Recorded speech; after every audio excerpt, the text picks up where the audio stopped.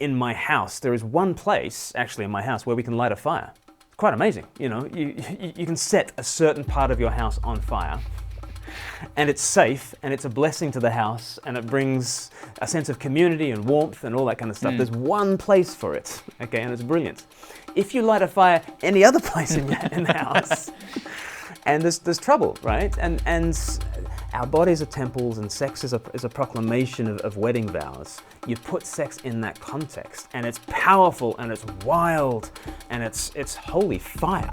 It really is. But you take it out of that context, and it just does damage. I mean, there are an awful lot of things that you can point to in society at present that have a God-shaped hole. Reality is always pushing back at us and saying, there is more. What is this pointing to? Science involves belief every bit as much as Christianity. The power of Christianity is expressed most potently through its stories. Those who are prophesying the global decline of religion, those prophecies have failed, big time.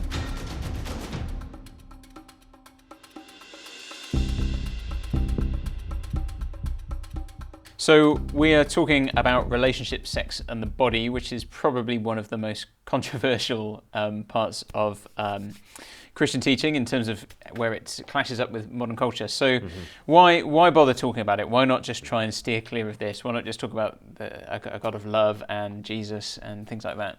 Well, I think we'll see that talking about a God of love is precisely why we want to get into some of these issues.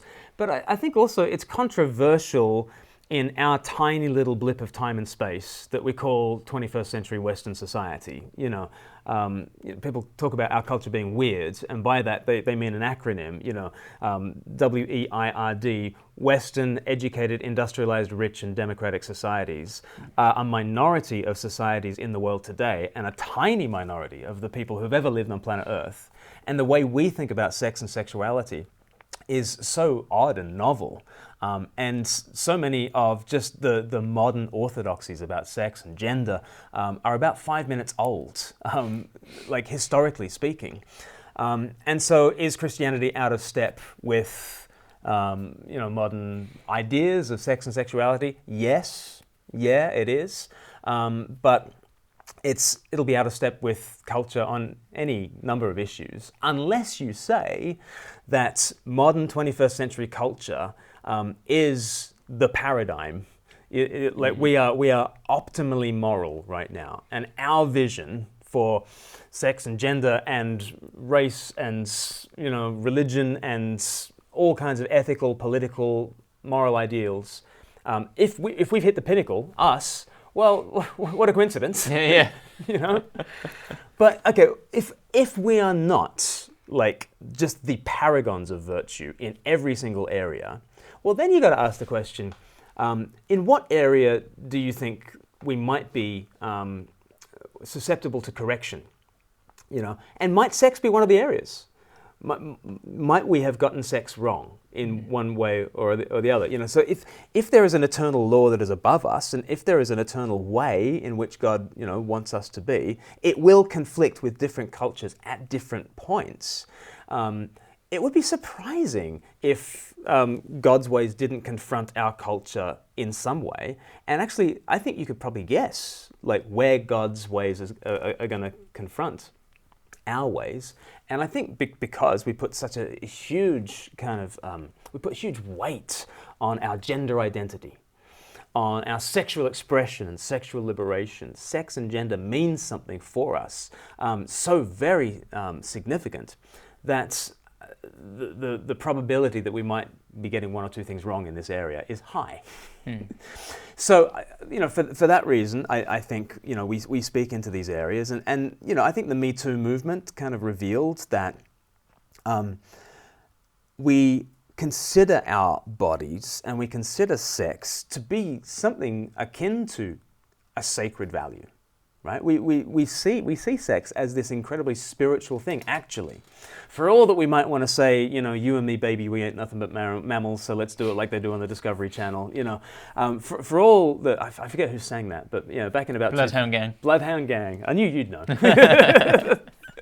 We might sing that song, but we don't believe it, and the Me Too movement shows that we don't believe that. We know that, if I force you to play tennis with me, I'm just weird, right? If I force you to have sex with me, I'm a rapist.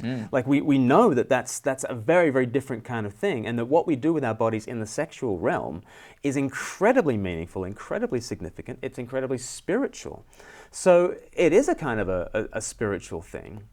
And I think another reason why we speak into this is G.K. Chesterton talked about, the mother-father-child triangle as this unit, and we know that in engineering, the triangle is the strongest unit in engineering. You can't split apart the triangle is going to break you. And G.K. Chesterton said, when it comes to constructing a society, that biological unit of father, mother, child is the strongest unit you could possibly have. And any society that goes against father, mother, child is going to do itself great harm. And I think we are doing ourselves great harm by going against this. We kind of see that since the sexual revolution, these things that have belonged together, marriage, sex, pregnancy, children, and this lifelong union of marriage that equals the family, that used to be what held together mother, father, child. But since the sexual revolution, well, I guess, easy divorces made marriage and the lifelong ideal of it kind of sort of tear apart. Marriage and sex, well, sex has been taken out of that kind of context for marriage. Sex and pregnancy, that link is broken by easy contraception. And pregnancy and children, tragically, is broken by abortion.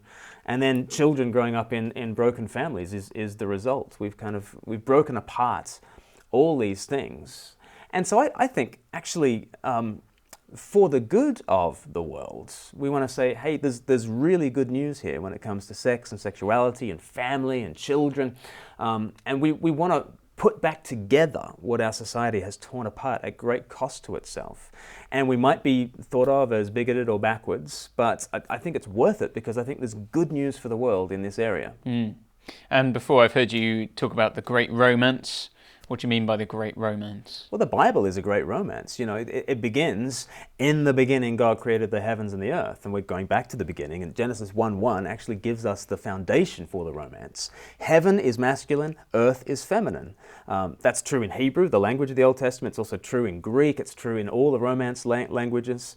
Heaven and earth, you're meant to look at those two and say, those two should get together, And by the end of Genesis chapter 1, you have Adam and Eve as the icons of heaven and earth, and they are meant to get together and be fruitful and multiply. And then you keep reading through the Bible and you get, in the Old Testament, God's people run away from him and he calls them unfaithful. Not just disobedient, unfaithful. And he calls them adulterous. He doesn't just call them idolatrous, he calls them adulterous. And you think, what, are we meant to be married to God?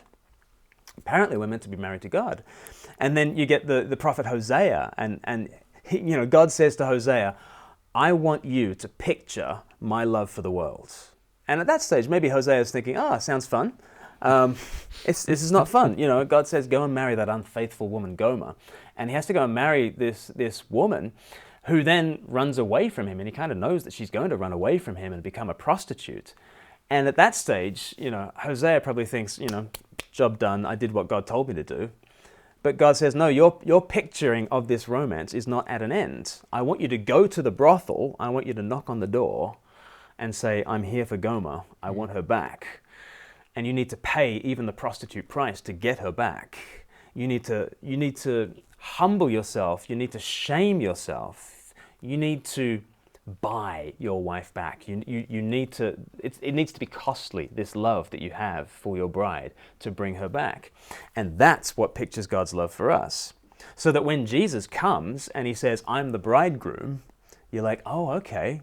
So you're like God, and you're like Hosea, and you're going to come knocking on our door, and you're going to come bring us home, even though it cost you everything. Jesus is the bridegroom, and then the New Testament calls the church the bride, because that's what that's what the bridegroom does. The bride the bridegroom takes the debts of the bride, this pauper, and absorbs the debts to himself, and then gives her himself and his riches and his glory, because there's meant to be this wonder. Though it cost him everything, it's this great love story. And then you get to the final book of the Bible, it's Revelation, and what do you have? Actually, heaven and earth marry. And it's the great happily ever after. It's called the consummation. It's a romance, okay? The Bible from Genesis to Revelation is totally a romance. Therefore, it's got good news for the world in this area of sex and relationships. Brilliant. And then we've thought as well before about kind of 5 foundations for the Christian sexual ethic. So if we just kind of have a little run through those, and maybe we'll see kind of the Christian view and then maybe what the alternative is. So the first one is that God is love. And I suppose here we're thinking of God being Father, Son, and Spirit, that have forever been this union of 3 loving each other in relationship.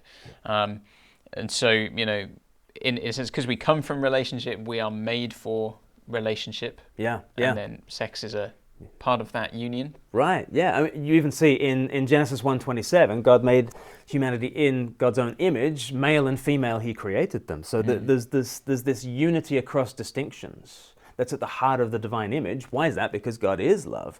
But I think to the degree that you walk away from the Christian story, then you walk into a world in which power is king. God is not love. It's not like ultimate reality is love. Get rid of the Christian gods and it's power plays. Everything becomes power plays. And I think that becomes a very stark world to live in. And then the second one is that history is a love story, and I guess we've kind of touched upon it already when you mentioned Hosea and the idea of heaven and earth coming together, and the relationship between God and his people being like the groom and the bride, and that the ideal is for God to be united to his people in this eternal union. Right. And that's again part of whether the sexual ethic grows out of that. Right. And you walk away from the Christian story, and again, it's power is king, and it's all about power plays. It's all about force. It's all about might is right. So again, you've got a quite stark vision if you want to walk away from the Christian story there. And then that sex is a declaration of something. So it's not just kind of a physical activity. That actually, in having sex, we are declaring the things that we declare when we declare our wedding vows. You know, so all that I am, I give to you. All that I have, I share with you. You know, with my body, I honor you. Right. That actually, sex is more than just this thing. Right. It's more than playing a game of tennis with somebody. Yes. Yeah. And we already know that. You know, we already. Yeah, and therefore walking away from this most romantic view of sex in the whole world, that sex is declaring all that I am, I have, you know, I give to you, all that I have, I share with you. Then sex just becomes either procreation or recreation, you know, and okay, that's cool. It's cool for sex to be procreation, it's cool for sex to be recreation, but there's something far deeper and far more romantic about saying sex is declaration, a declaration of love. You know? And then the idea that our bodies are temples, so... and I suppose again maybe that also ties in with the example you use of the tennis and the you know and right. Sex. You know, we know that there is something about our bodies which is sacred and inviolable, you know, and special. You know that we know that when someone does something to us sexually that we didn't want, that is a violation of our bodies in the way that just a game of tennis isn't. Right. Yeah, you fall over in the playground and you graze your knee. That's okay, but yeah, if you are harmed sexually, those are wounds that go so much deeper, and like we already know that our bodies are temples. We already know that when sex goes wrong, it feels like a violation of sacred space. But we want to tell ourselves a story in which our bodies are playgrounds. My body's not a temple. My body's a playground. I can do with it what I like.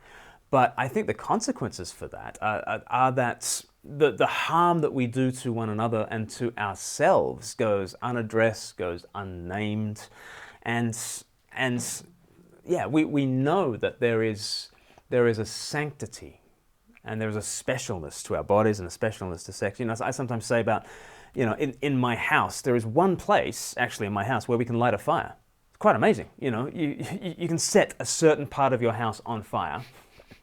And it's safe, and it's a blessing to the house, and it brings a sense of community and warmth and all that kind of stuff. There's one place for it, okay, and it's brilliant.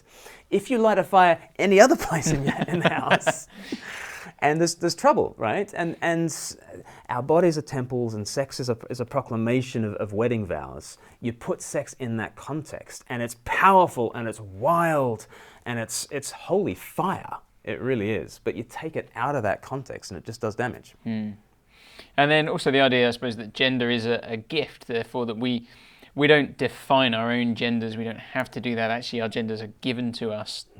And that doesn't mean, of course, that we might not struggle with those genders that we're given. But actually, we're not just to throw those things off and to find ourselves. We have been gifted the gender we are. Right. And yet, so often the modern idea is to think about our gender as a gift token.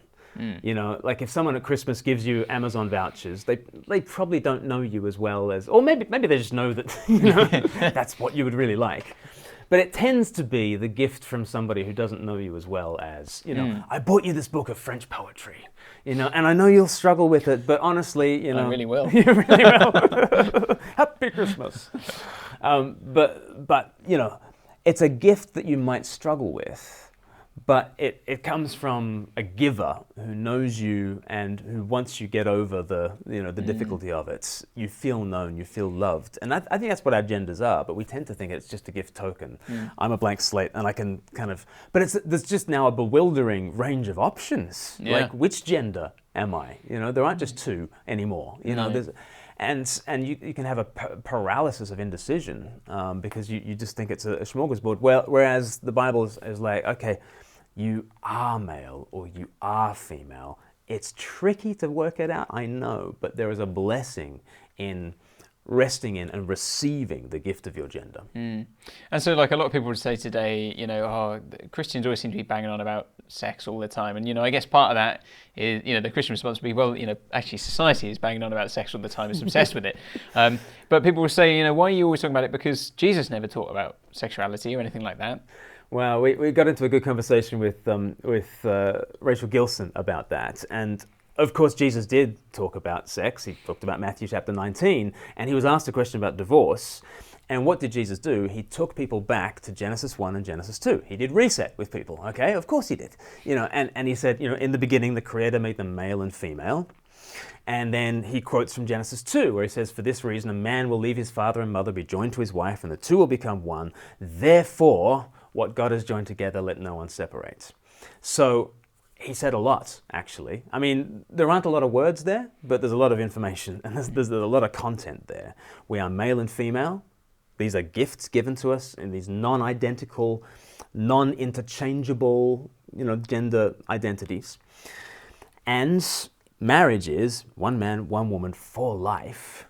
But it's interesting, you know, we talked about this with Rachel Gilson, you know. So often marriage is thought of as this patriarchal institution that's kind of, you know, just for the man's enjoyment. And yet Jesus unpacks this vision to, you know, Peter and the other disciples, and he says, here it is, one man, one woman for life, that's your lot. And they'll go, no, surely not. All the men are like, yeah, outrageous. Better not to get married. Right. And, you know, I wonder whether Matthew ran that bit past Peter before he published it. Because Peter was married at that stage. We know this because he had a mother-in-law. Yeah.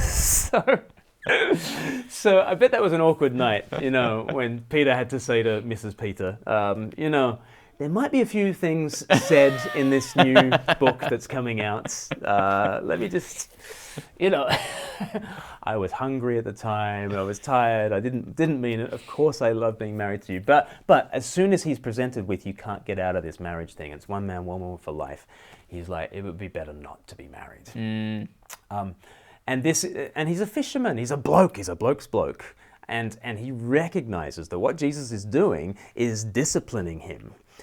And that Peter now has to discipline himself, and that he has to take the woman he loves to himself, and he has to take the fruit of that union to himself, the family, the children, to himself forever. He can't just skip on her. He can't just bail. Like, he is absolutely united to his sexual choice and to the fruits of his sexual choice for life. Like, this disciplines male sexuality more than anything else ever has. Yeah. And it's a real unique thing that Jesus brings this vision of lifelong matrimony to the world, and it has founded our civilization. So there's wisdom in going back to it, and so the idea that Jesus never spoke about these issues, pick up Matthew 19, you'll see. It's right there, yeah. And a lot of this stuff kind of came out, didn't it, in your discussion with Rachel Gilson. And her story, from what I understand, if I've got this right, is quite an interesting one, that she went to university kind of as someone who was attracted to other women and always had it in her mind that maybe one day she would marry another woman. I don't know if she was particularly anti-Christianity. I'm not sure, but she was not anti. I don't think But I think she tells of how she found a copy or stole a copy of Mere Christianity from a friend, which is C.S. Lewis's book, and read it and was just absolutely amazed by this and actually converted. And then, of course, in due time, her story has been that actually now she's married to a man, and happily married and kind of living a very different life. And so when she speaks, her kind of, because of her kind of lived experience, it's worth sitting up and listening to what she has to say, I think. So should we have a look at what she says? Yeah.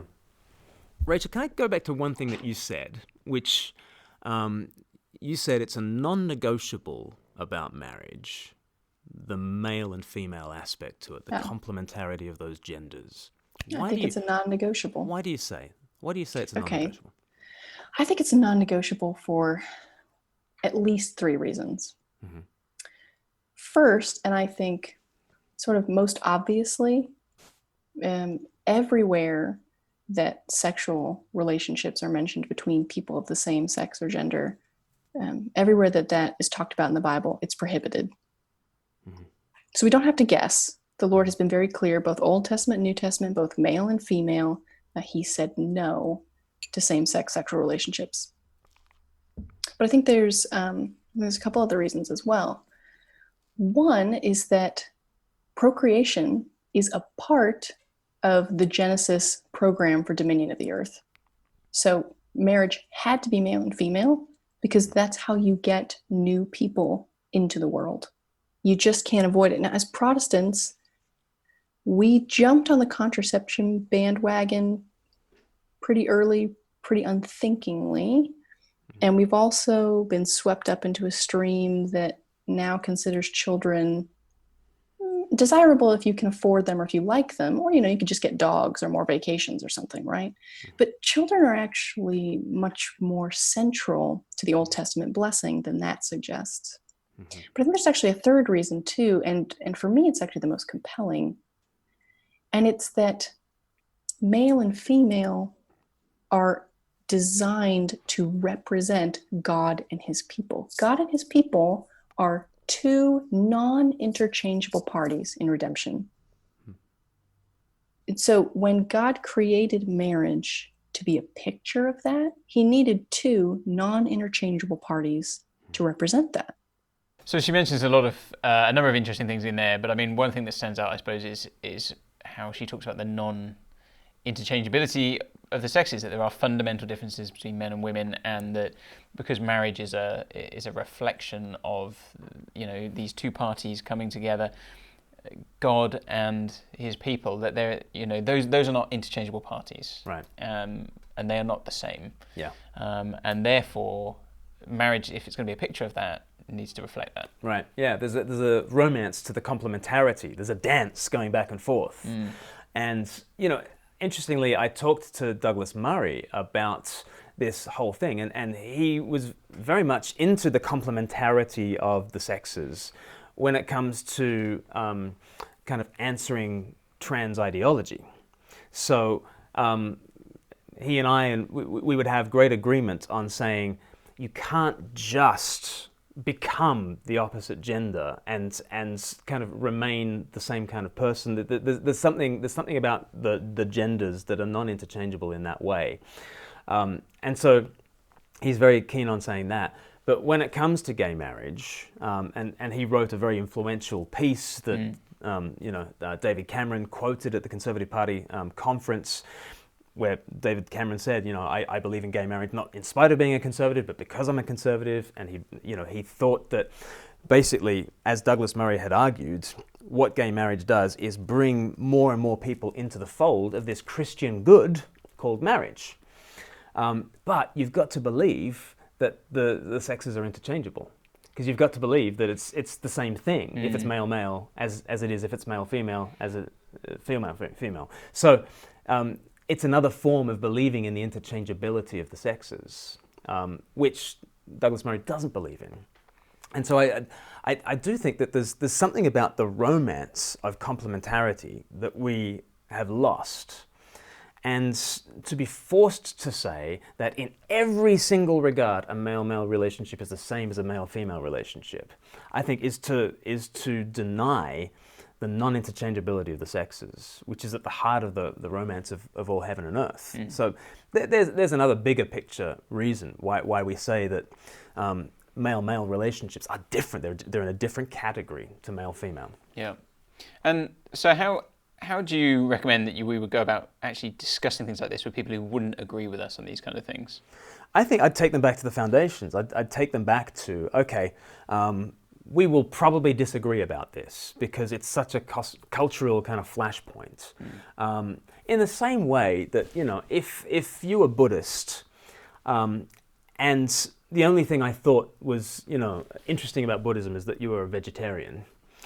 I might think you hated me because, I love a bacon sandwich, and I might call you a carnivore phobe or a carnophobe or something because, and I think at that stage what you would do is say, Glenn, my vegetarianism is it's off to one side. It's not the heart of, and it doesn't make me hate you, right? Let me tell you a grand vision for what life is all about. And then you'll understand where vegetarianism fits into that. In the very same way, let's say that you're the non-Christian and I'm the Christian in this argument. I don't hate you because you have different views of sex and the body. I don't hate you at all. And I don't think sex and the body is at the very heart of my faith. But let me go to 30,000 feet and let me tell you the grand love story and where this view about sex and sexuality fits in. And don't call me a homophobe. Just because I have a particular vision of sex and sexuality, any more than a Buddhist is a carnophobe for having different views about meat eating. So the whole thing is about trying to go to 30,000 feet and just seeing what is the grand vision. And here is the most romantic vision, not only for sex and marriage, but for history and for ultimate reality. God is love, history is a love story, sex is a declaration, body is a temple, gender is a gift, so that when a husband and wife are having sex, they are declaring wedding vows to one another, and they are declaring the great love story that both predated and produced the universe. There's nothing more romantic than this. So try and cast a bigger vision. If you don't get the sex thing, just go back to Jesus and just ask yourself, because this is the other thing to say as well. We all get this wrong. All of us, no matter what the pattern of your attractions are, you get sex and sexuality wrong. The good news is that you and I are in the bride, the shameful bride that's full of debts, and Christ is the bridegroom. And the ultimate picture of marriage is that the bridegroom absorbs the debts of the bride, and that we're forgiven, we're covered over, we are one with Jesus in spite of our sexual history, in spite of our sexual mistakes, and in spite of all the ways that we get this wrong. But he sets us on our feet and he says, okay, now that you're on your feet, why don't you run out into the world and give this picture of the great love story out into the world. That's where I'd go. Cool, that's really helpful. Great. Well, that's the end of another episode, and we hope you'll join us again for the next one, where we'll be thinking about science, rationality, and consciousness.